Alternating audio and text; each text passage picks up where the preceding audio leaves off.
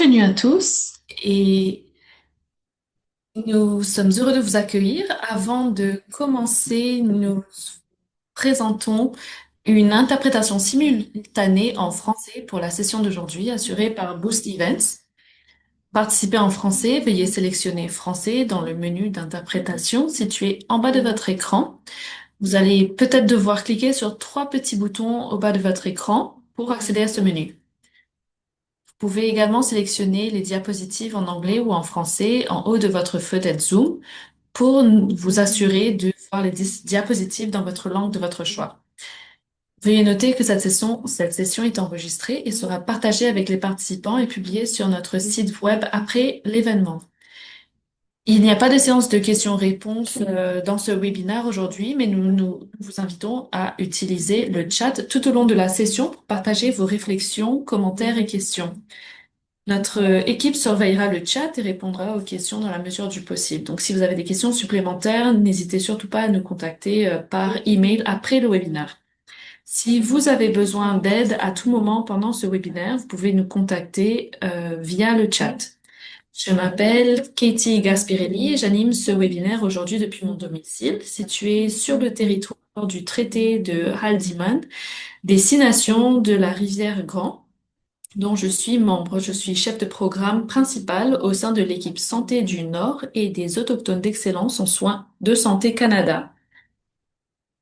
Le siège social de HEC se trouve sur le territoire algonquin, non cédé et non abandonné. Nous avons donc le plaisir d'accueillir Monique Manach, qui est la porteuse du savoir algonquin, qui nous donnera la parole dès le début.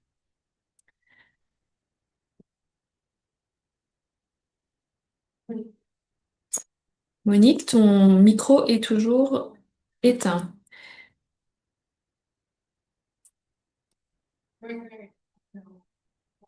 Bonjour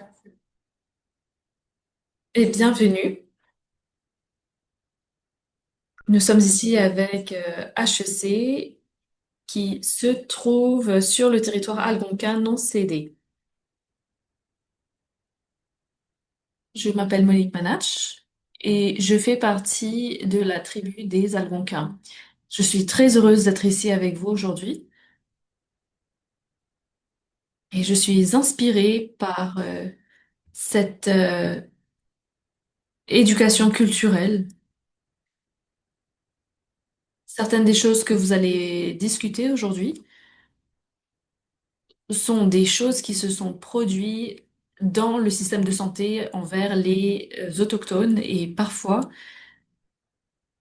quand vous savez qu'il y a un endroit qui n'est pas sécurisé, et c'est exactement ce qui s'est produit. Il y a une personne autochtone qui a perdu sa vie. Les infirmières, voilà, n'ont pas pris soin d'elle et l'ont filmée. Et donc, c'est un endroit que je ne veux pas aller et je ne recommande à personne d'y aller également. Et c'est pour cela que nous sommes aussi, euh, c'est pour ça que nous avons autant besoin de principes de sécurité culturelle parce que ça aide les gens à comprendre ce qui se passe et comment empêcher ce qui se passe de se produire. Et ça aide vraiment à aider à construire la confiance qui est essentielle dans le domaine de la santé. Et je pense que sous tout cela, toute cette couche, nous sommes tous humains en fait.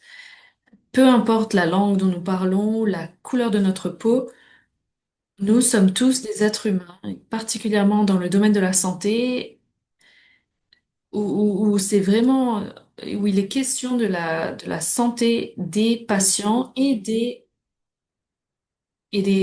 personnes qui prennent soin des gens. La santé est priorisée et ça veut dire que les travailleurs sociaux et de santé travaillent dans un endroit où ils doivent aussi se sentir bien. Et nous avons besoin de gens qui sont désireux de faire ce travail et d'entreprendre ces conversations défiantes pour s'assurer que tout le monde et que tous les comportements soient encourageants et qu'il y ait de bonnes pratiques. Donc aujourd'hui, j'aimerais vraiment pouvoir ouvrir cette présentation et c'est une manière de d'emmener nos pensées ensemble et de se concentrer ensemble pour pouvoir créer un espace qui est honorant et qui est sacré et qui est sécurisé. C'est un endroit où nous pouvons partager ce qui est sur notre cœur et dans notre pensée. Donc voilà, je vais créer cet espace. Je vais ouvrir cette session avec quelques mots dans ma langue natale. Merci, Créateur, d'avoir placé tout ce que nous avons sur la planète pour, euh, pour nous, les océans, les arbres, les animaux, les poissons et tous les êtres humains. Nous sommes reconnaissants pour le ciel qui est au-dessus de nous. Nous sommes reconnaissants pour notre mer, la terre, et pour tout ce qui est au-dessus de la surface de la terre. Nous reconnaissons et nous sommes reconnaissants pour les insectes et pour les abeilles. Nous honorons également nos médicaments et notre médecine. Nous voulons nous préparer spirituellement pour le monde spirituel. Et nous te remercions pour l'habilité que nous avons de prendre soin les uns des autres, particulièrement durant des temps de difficulté et de pouvoir nous emmener à chacun la paix. Merci de nous aider à créer un espace où nous pouvons remplir du coup cet espace avec la paix et que tu nous aides à atteindre la connaissance de nos ancêtres et que nous puissions la partager avec les uns les autres. Nous voulons pouvoir être impactés émotionnellement et spirituellement. Nous nous souvenons de nos amis et les membres de nos familles qui sont malades, soit mentalement, soit physiquement, et aide-nous à avoir une bonne journée, et que nous puissions retourner ensemble comme des modèles et des mentors. Aide-nous à nous rappeler de vivre une vie avec un grand respect. Merci. Merci énormément. Je sais que nous allons avoir un atelier super. Merci Monique pour cette ouverture. C'est un thème voilà, qui est important. Donc merci de nous avoir ouvert si magnifiquement. Je vois que nous avons beaucoup de personnes qui nous ont rejoints pour cette session aujourd'hui et cela reflète un désir de changer.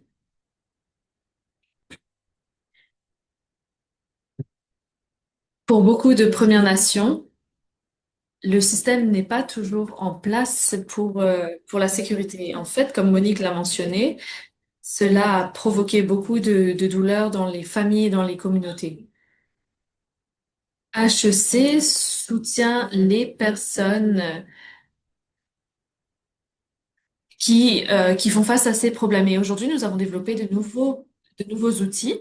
Nous avons un nouveau programme qui aide les organisations à appliquer ces outils dans leur contexte. Je suis aujourd'hui avec quelques personnes qui ont aidé à améliorer notre travail. Ils vont être là pour expliquer le développement de cet outil et ils vont être là pour expliquer justement le travail de HEC. La sécurité pour tous, c'est pour que tout le monde puisse se sentir en sécurité et emmener le changement. Alors, ce programme a été créé pour soutenir les organisations à mettre en place des systèmes sécuritaires. Je suis vraiment très reconnaissante pour la fondation euh, canadienne qui nous a permis d'aller de l'avant avec ce programme. Prochaine diapo, s'il vous plaît.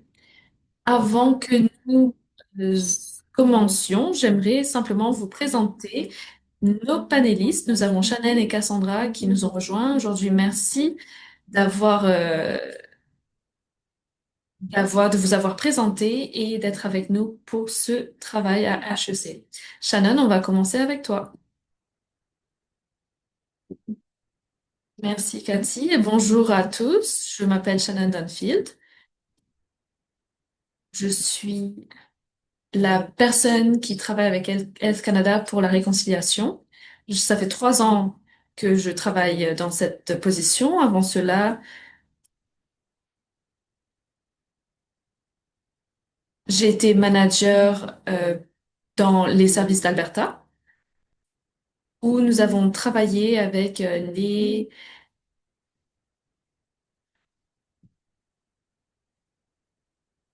Donc voilà, je suis vraiment très contente d'être avec vous aujourd'hui.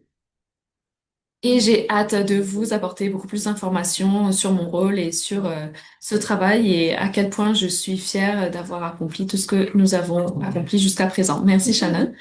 Cassandra, bonjour à tous. Merci Monique pour la prière d'ouverture. Elle était vraiment très belle. Alors, je suis une membre de les Premières Nations de Kinokri et je vous rejoins aujourd'hui depuis le territoire Trinity. Et je suis un professeur associé dans le département de épidémiologie. Et je suis également la directrice d'un hub digital et membre d'un conseil d'institut pour la recherche de santé et particulièrement d'un centre de recherche pour la santé des autochtones. Donc, voilà, j'espère que c'est pas trop long pour les interprètes de traduire tout cela, mais voilà, je suis très contente d'être avec vous aujourd'hui. Merci Cassandra. À toi la parole, Lisa. Bonjour et merci à tous de me recevoir aujourd'hui. Je m'appelle Lisa Sparks. Je vous rejoins aujourd'hui d'une ville au nord de l'Alberta et j'ai commencé ma carrière en tant qu'infirmière. Comme cela se produit très généralement, je me suis retrouvée dans un poste de leadership. J'ai été en charge de deux petites équipes dans un centre hospitalier. Et ma relation avec Excellence Santé Canada a commencé il y a 3 ans. Moi et mon équipe, nous avions nous avons rejoint une collaboration qui crée des environnements plus sécurisants culturellement. Merci Lisa. Prochaine diapo, s'il vous plaît. Alors, comme je l'ai mentionné précédemment, le travail mené par HEC vise à améliorer la sécurité des patients. Le racisme dont sont victimes les Premières Nations, les Inuits et les Métis dans le système de santé constitue un problème de sécurité des patients pouvant entraîner des préjudices, de la méfiance et un accès inégaux aux soins. Les organismes de santé reconnaissent de plus en plus la nécessité de lutter contre le racisme systémique et d'améliorer la sécurité culturelle. Ce problème n'est pas nouveau. Les communautés des Premières Nations inuites et métisses sont confrontées depuis des décennies. En 2008, Brian Sinclair, un homme Première Nation, est décédé après avoir été ignoré aux urgences. C'est pour cela que lorsque Joyce Echaquan a diffusé en direct son expérience dans un hôpital du Québec, que le grand public a pris conscience des ravages que peut causer le racisme dans un contexte de soins de santé. Alors, pour ceux qui ne connaissent pas l'histoire de Joyce, comme Monique l'a partagé, s'agissait d'une femme de 37 ans et de mère qui a diffusé en direct les propos racistes flagrants dont elle a été victime alors qu'elle attendait des soins aux urgences dans un hôpital du Québec. Donc, elle est décédée.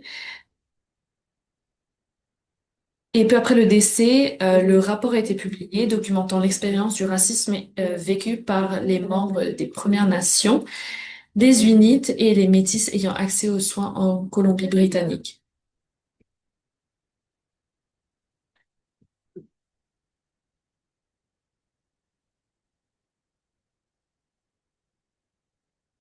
Et depuis, des rapports similaires ont été publiés au Manitoba et en Ontario. C'est une dure réalité, mais la vérité est une composante essentielle de ce cheminement. Prochaine diapo, s'il vous plaît.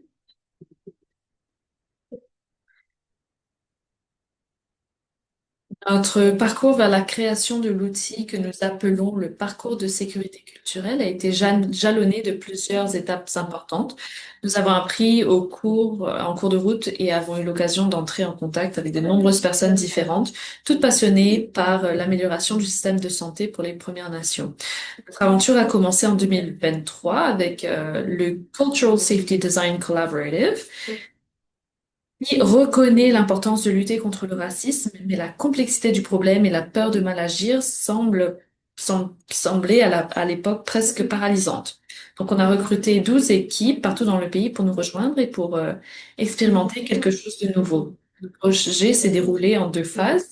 Dans la première, les équipes ont bénéficié d'un soutien pour établir des relations avec les communautés des Premières Nations afin de cerner une priorité et de co-concevoir un projet d'amélioration de qualité ciblée et, euh, et pour lutter contre le racisme. La deuxième phase consistait en la mise en œuvre de ce projet. Nous avons offert un accompagnement personnalisé et particulièrement aux équipes au fil de leur projet. Et à la fin du programme de 2 ans, chaque équipe a raconté son parcours et a partagé les leçons qu'ils avaient apprises. Par la suite, nous avons continué à réunir les équipes, que ce soit personnellement ou virtuellement, dans le cadre du programme de parcours de sécurité culturelle. Et nous avons également mis en place des responsables des Premières Nations, des Inuits et des Métis afin de nous guider dans l'élaboration du parcours de sécurité culturelle. Prochaine diapo. Alors, sur l'écran, vous voyez un visuel du parcours de sécurité culturelle. Donc, ce visuel illustre les 7 étapes de ce parcours. Comme à l'image d'une rivière sinueuse, nous souhaitons refléter un voyage sinueux, jalonné d'obstacles, et dont la progression reste logique si l'on remonte le plan. Alors, le processus n'est pas linéaire, mais cyclique. Nous savons également que les organisations peuvent commencer à différents points de ce parcours. Cela ne signifie pas que leur démarche est erronée, mais il est souvent nécessaire de revenir sur les étapes précédentes pour s'assurer que le processus a bien été mis en œuvre. Chaque étape comporte 5 à 6 phases intermédiaires.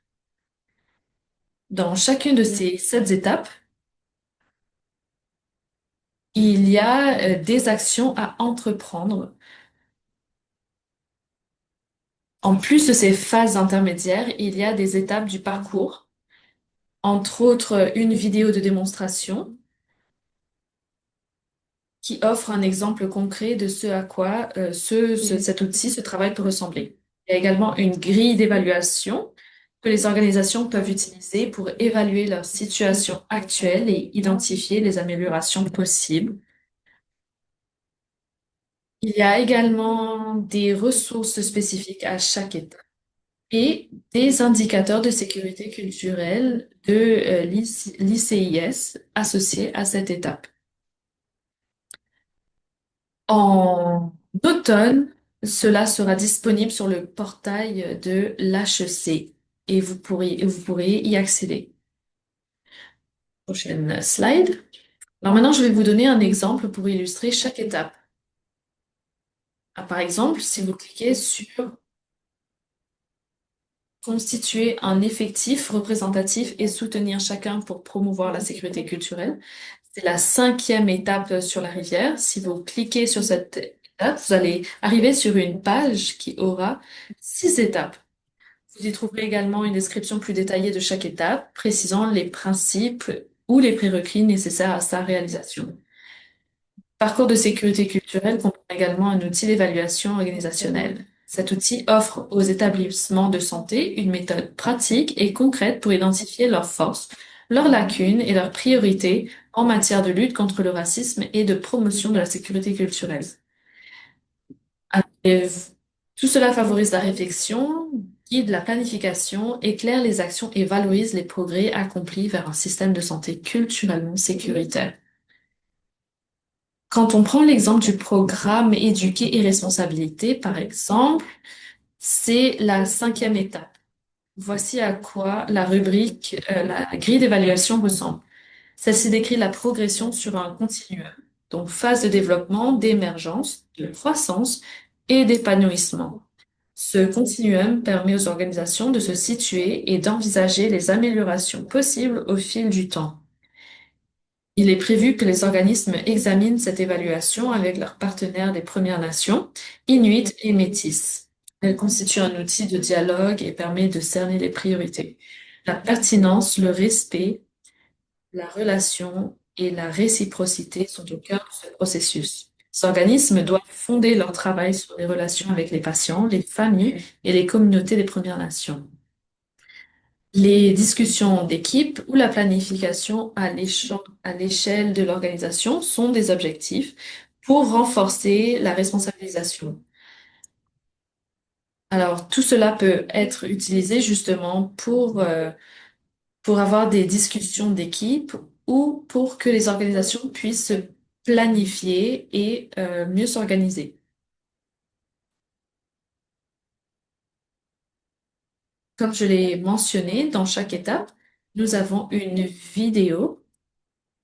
Dans la cinquième étape, constituer un effectif représentatif et soutenir tout le monde pour promouvoir la sécurité culturelle, on trouve une pratique prometteuse. Et cette corporation partage ses initiatives novatrices en matière d'effectifs visant à accroître la représentation du personnel des Premières Nations. Les ressources ont été sélectionnées avec soin afin que les organisations n'aient pas à passer du temps à chercher en ligne la ressource la plus appropriée.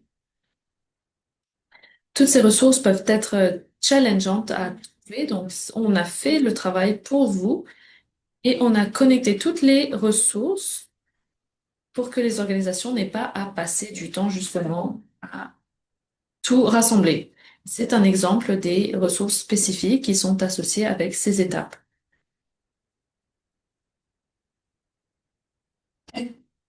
Et pour terminer, les indicateurs de l'ICIS qui sont associés à cette étape, voici les deux qui sont connectés au travail. Prochaine diapositive. Avant que j'aborde les opportunités offertes par le programme, j'aimerais inviter Shannon à partager ses réflexions sur le parcours. Shannon a fait partie du groupe consultatif qui a soutenu son élaboration. Shannon, si je peux te demander de nous rejoindre dans la conversation, est-ce que tu peux nous dire de quoi est-ce que tu es la plus fière concernant le parcours de sécurité culturelle? Merci Cathy. J'apprécie l'opportunité de partager. Je voulais simplement dire que je sais que certaines conversations peuvent être un peu difficiles et ça peut déclencher des émotions. Donc, pour vous aider ou pour nous aider à avancer, je voulais simplement vous dire que si vous avez besoin d'aide à cause de ces conversations, n'hésitez pas à nous contacter. Alors, quand Cathy m'a demandé de participer et de partager ce en quoi je suis la plus fière, en termes de sécurité culturelle, la première chose qui m'est venue à l'esprit, c'était comment le fait de rassembler tout le monde, les Inuits, les Métis et les Premières Nations, c'était vraiment quelque chose qui m'a marqué parce que ce sont des femmes qui sont assurées que ce travail était intentionnel et nous n'avions pas d'agenda en particulier. La meilleure manière dont je pouvais décrire cela, c'est nous avons simplement suivi notre cœur. Certaines des conversations que nous avons eues étaient difficiles, d'autres ont déclenché des larmes, mais aussi d'autres conversations ont déclenché des rires. Il y a eu des moments où nous avons eu des moments où nous pouvions partager nos histoires, nos questions, nos retours, mais aussi à beaucoup de moments, nous avons pu refléter et ajuster le timeline. Comme je le disais, nous n'avons pas suivi un agenda en particulier parce qu'il y avait des moments où nous allions, par exemple, nous commencions depuis le haut de la rivière au bas de la rivière. Parfois, nous n'avons pas suivi toutes les étapes, mais c'est OK parce que je pense que ce travail-là, c'était vraiment une question d'être en tant qu'autochtone, comment est-ce qu'on navigue ce système et comment est-ce que nous pouvons avancer, pas seulement en tant que, comme Cathy le disait, pas seulement de manière linéaire, mais dans un processus qui, qui nous fait suivre notre cœur. Ce travail a vraiment été ancré dans la cérémonie et je voulais partager cela particulièrement avec vous parce qu'on a été guidé par un aîné qu'on appelle Coco Moïse. Elle a commencé, elle commençait toujours d'une manière incroyable. Elle nous demandait comment nous allions, elle nous a soutenus individuellement, elle nous a conseillé des manières dont nous pouvions faire de entendre notre voix et nous montrer que notre voix a de l'importance et elle nous montrait qu'on avait vraiment de l'importance et qu'elle nous entendait vraiment. Elle nous a partagé des manières. Elle nous a dit que elle s'est assurée que nous avions tout dit, qu'il n'y avait rien que nous cachions, que nous retenions. Ce travail ne nous a pas seulement ancrés dans les cérémonies, mais dans la, dans le fait que nous racontions nos histoires. Et particulièrement des femmes qui ont eu ces expériences dans tout le Canada et ces matriarches qui ont été impliquées dans des situations qui ont été douloureuses ou qui ont dû soutenir notre peuple qui a fait face à des situations douloureuses. Donc, nous avions reçu un espace où j'ai vraiment eu l'impression que nous pouvions faire partie de ces histoires. Et je sais que ce travail, en tant que perspective HEC, c'est quelque chose que je peux vraiment être fière parce que je vois le travail et j'ai vu l'arrière-plan, ce qui se passe derrière le rideau et j'ai beaucoup appris de nos aînés, de nos matriarches, de nos mères qui ont été investis dans tout cela et qui ont donné des pièces, des parties d'elles-mêmes dans ce processus pour créer un chemin vers la sécurité culturelle. Donc, merci Cathy et merci pour l'opportunité que tu m'as donnée de partager. Merci, Chana. Ça a vraiment été, ça m'a emmené beaucoup d'humilité de pouvoir faire partie de ce programme et d'avoir entendu toutes ces histoires. Alors, si on peut partir à la prochaine diapositive. Alors, nous espérons que plus de personnes nous rejoindront dans cette démarche. HEC vous offre une possibilité de nous rejoindre, d'avancer la sécurité culturelle ensemble en tant que projet collaboratif d'apprentissage et d'accompagner les organisations dans la mise en œuvre du parcours de sécurité culturelle. Les équipes bénéficieront d'un soutien pour réaliser l'évaluation organisationnelle, identifier les priorités et mettre en œuvre une initiative d'amélioration de la qualité en suivant les étapes. Le programme comprend un accompagnement personnalisé, des formations en ligne et en présentiel, ainsi qu'une communauté de pratique. Les candidatures sont ouvertes jusqu'au 31 juillet. Le programme se déroulera de septembre 2026 à août 2028. Ce programme est ouvert à tout le monde.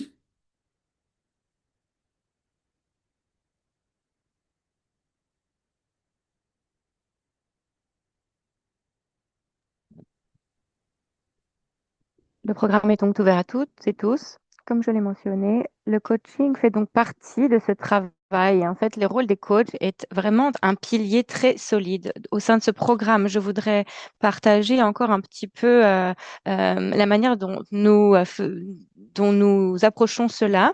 Donc, j'aimerais inviter Cassandra pour nous donner un aperçu du rôle de coach dans ce type de travail. Cassandra, quelle a été votre expérience en tant que coach et comment avez-vous aidé les équipes à mener à bien leur travail? Très bonne question. En tant que coach, le travail est rempli d'humilité. J'ai vraiment obtenu énormément de retours de la part de l'équipe. J'ai donné beaucoup, mais j'ai tant reçu aussi. Et une grosse composante de tout cela, c'est c'est rigolo parce que Monique a mentionné les abeilles et en fait, moi, je dis souvent que mon rôle, c'est d'être de faire du pollinisation croisée. Et ce que je veux dire par là, c'est que je vais dans différents endroits butiner, peut-être, ça peut être dans des organisations qui font du traitement de l'eau.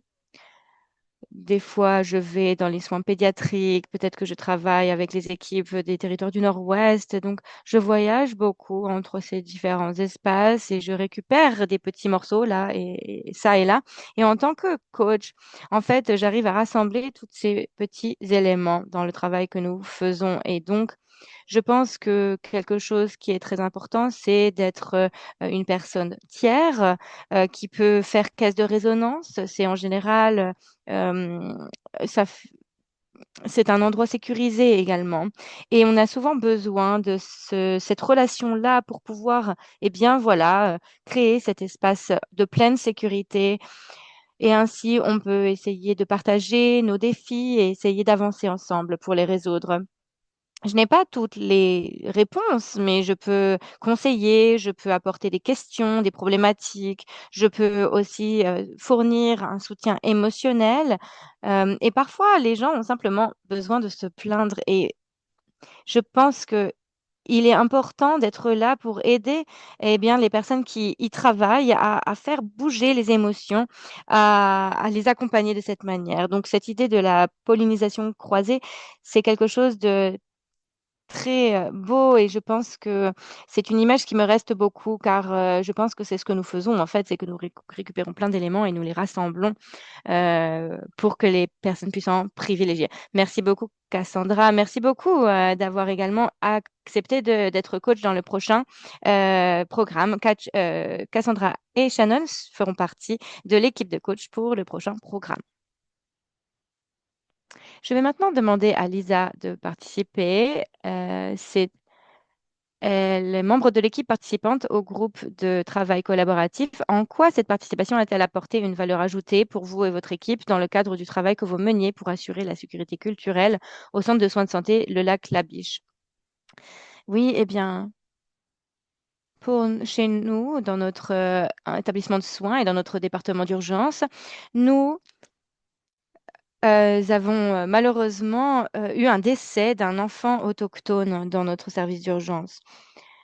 Et le racisme et la discrimination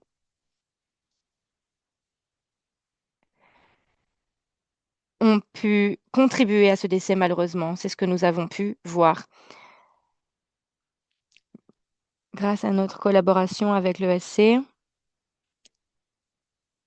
nous avons pu voir cela et je pense que c'était vraiment ça qui a malheureusement nous a aidé à lancer réellement notre programme pour améliorer la sécurité culturelle.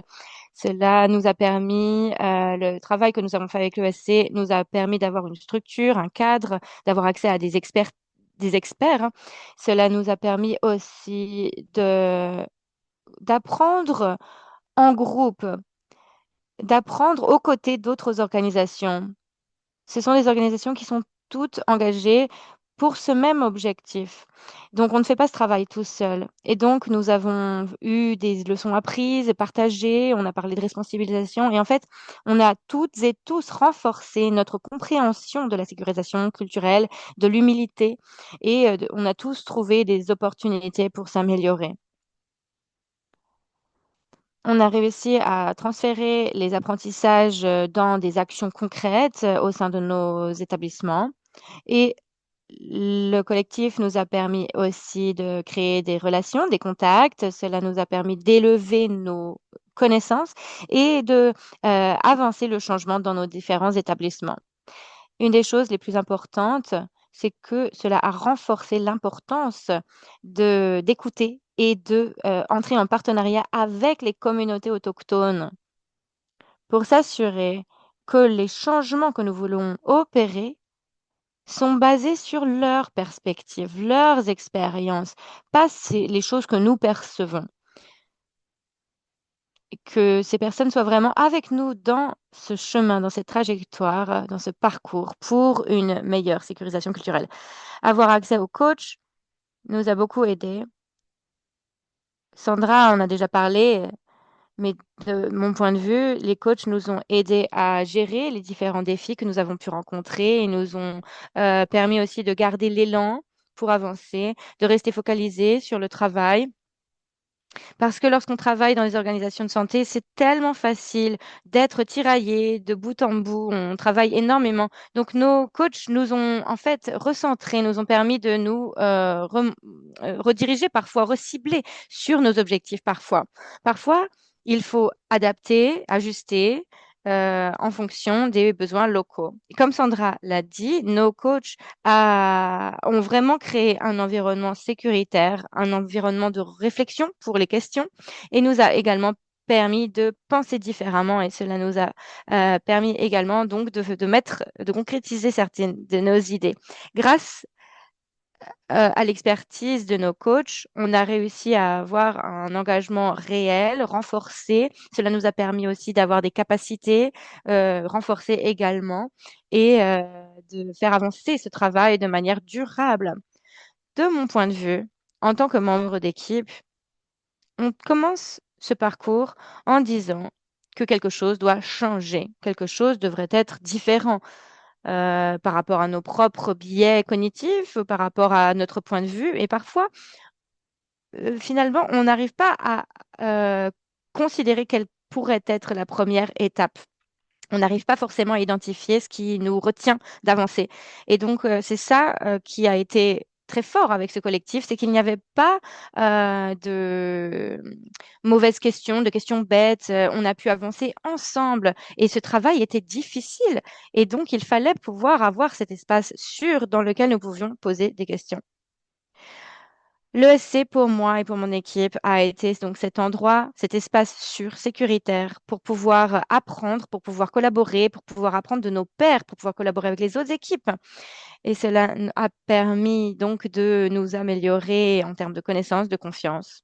C'est aussi important de mentionner que le parcours ne sera jamais fini. Nous continuons d'avancer, on continue de réfléchir, on continue de grandir, on continue de pivoter, de devoir s'ajuster.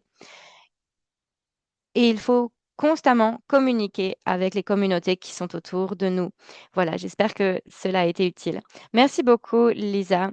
C'était un tel plaisir de vous avoir avec nous. Donc, l'équipe de Lisa, euh, vous pourrez en apprendre plus sur leur travail dans une de nos vidéos. Avant de reprendre les diapositives et de vous parler du programme et de répondre peut-être aux questions qui sont sur le clavardage, je voudrais éventuellement donner la parole à notre panel.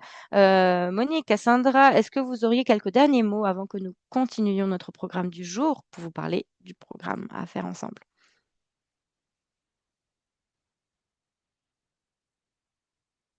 Monique, allez-y.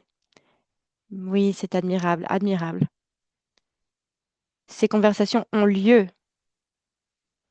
On voit que les personnes n'ont pas peur d'être honnêtes et francs sur des situations qui sont en cours. Ils arrivent à mettre en place des étapes pragmatiques pour pouvoir résoudre certaines de ces problématiques. Ou je ne sais pas si bon, on peut vraiment réparer cela, mais bon, autant qu'on peut. Et donc, plus on fait cela, plus on regarde la situation d'un point de vue humain, d'un point de vue de la communauté, moins nous pourrions maintenir le statu quo. Et je pense que lorsqu'on inclut les perspectives et les méthodes des autochtones au sein de notre système de santé,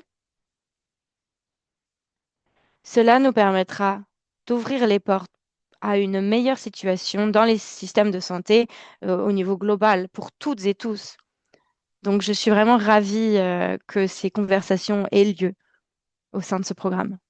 Merci beaucoup, Monique. Donc, reprenons cette diapositive avec le programme et on va essayer aussi de répondre à vos questions. Donc, ce programme est gratuit. C'est un programme qui vous est offert gratuitement avec la fondation CMA qui sponsorise ce programme. Lorsqu'il y a des événements en personne, ESC peut également couvrir vos frais pour y assister. L'engagement s'étale sur 2 ans. À peu près toutes les 4 à 6 semaines, quasiment tous les mois, vous aurez du nouveau contenu. Et à chaque fois vous obtiendrez ces activités, vous aurez aussi une session avec des coachs. Après chaque session d'apprentissage. Et à chaque fois, à l'intérieur de ces périodes, c'est pour vous, c'est à vous de faire le travail, d'avancer. Différentes organisations ont différents niveaux d'engagement, mais cela dépend également du type de projet que vous décidez d'entreprendre et comment il se connecte aux différentes étapes. Il y a différentes équipes qui parfois ont différents niveaux ou différents degrés d'avancement. Parfois, on doit commencer tout petit, parfois, on est déjà bien avancé. Donc, nous prenons en charge des organisations qui vraiment se trouvent à n'importe quel degré ou d'avancement sur ce parcours. Nous espérons, il y a beaucoup de places, hein, on attend plus de 80 équipes à nous rejoindre. Donc, on espère accueillir le plus d'équipes possible. Est-ce qu'il y a d'autres questions? Pour la soumission d'une application ou d'une inscription, on va revoir vos applications, vos demandes d'inscription à la fin juin. On fera un premier tri et à la fin juillet, il y aura un deuxième tour où vous pourrez potentiellement être inscrit. Il y aura, on espère d'avoir des organisations de différents secteurs. Ça peut être les soins pour la communauté, soins longue durée, hôpitaux et soins primaires pour que nous puissions mieux comprendre comment la sécurisation culturelle peut avoir lieu dans ces différents environnements et segments.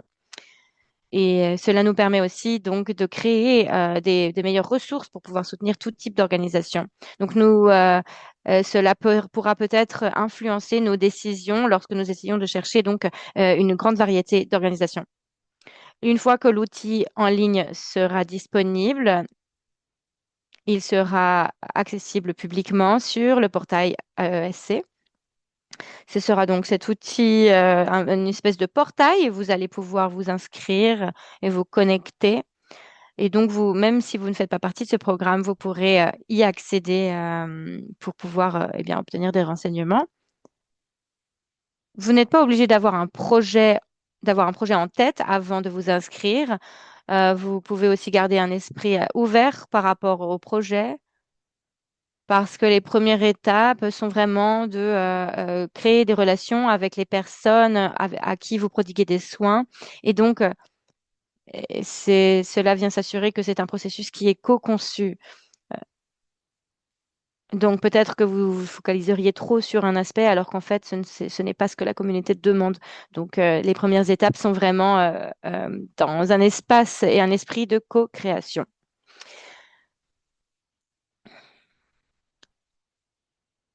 Au sein des équipes, vous pouvez avoir différents nombres de personnes.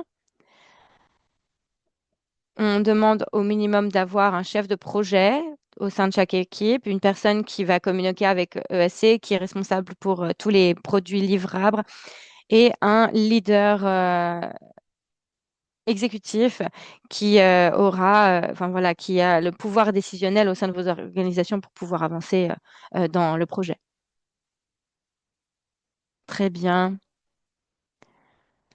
Pour les unités de santé publique, certaines fois, il y a des services cliniques qui sont offerts et donc dans ce cas, bien sûr, elles sont les bienvenues pour vous s'inscrire. Beaucoup de questions très intéressantes. Si vous n'avez pas répondu, si on n'a pas répondu à vos questions, n'hésitez pas à nous faire signe. Vous pouvez nous envoyer des emails, des courriels. On peut aussi faire des entretiens avec les organisations si vous pensez que vous en avez besoin et nous pouvons comme ça continuer la conversation. Merci encore à toutes et tous de nous avoir rejoints aujourd'hui. Nous allons donc partager cet outil avec vous toutes et tous. On est vraiment ravis que vous soyez intéressés de participer à ce programme. Nous allons continuer à communiquer avec vous par rapport à tout cela et les différentes échéances. On espère vraiment que vous allez nous rejoindre et vous pourrez trouver notre courriel sur la boîte de clavardage. Je vais maintenant redonner la parole à Monique pour quelques remarques de conclusion. Merci beaucoup. Avec ceci, je voudrais dire que ce programme est très important. Participer à ce programme aura un effet domino sur toutes les organisations que vous allez toucher, les personnes que vous allez toucher. Même la phase de mise en œuvre a la possibilité et l'opportunité de créer un changement positif réel et concret. Je vous encourage donc toutes et tous à considérer de participer à ce programme, pas seulement pour vous-même, mais aussi pour vos collègues et les personnes pour qui vous faites cela. Je vais donc fermer cet espace. Donc, je voudrais vous dire simplement de prendre tout ce que vous avez appris, de le partager librement. Je dis toujours que il y a toujours quelque chose que j'apprends dans une salle que je pourrais ensuite retransmettre à une autre salle. Et je vous invite à faire la même chose. Donc, je voudrais fermer cet espace avec quelques mots. Merci, Créateur. Merci pour l'eau, pour les plantes, pour les arbres, pour les personnes qui volent, pour les créatures qui rampent, qui nagent et qui volent. Merci aux êtres à toutes pattes et merci à toutes les personnes qui sont là avec un cœur ouvert, avec un esprit ouvert, avec une boussole pour essayer de chercher la vérité, pour nous aider à parler avec compassion, avec bienveillance et nous aider à travailler ensemble pour le bénéfice de toutes nos communautés. Chimidwich, Chimiquich, que Chimigwich. Merci beaucoup. Je vous souhaite à toutes et tous une très belle semaine. Aujourd'hui, ici, il fait très beau. Il ne fait pas trop chaud. Il fait très ensoleillé. Je vous souhaite à toutes et tous des beaux temps et pas de tornades. Merci encore. Miigwech. Merci beaucoup à toutes et tous. Merci Monique. Merci à toutes et tous et à bientôt.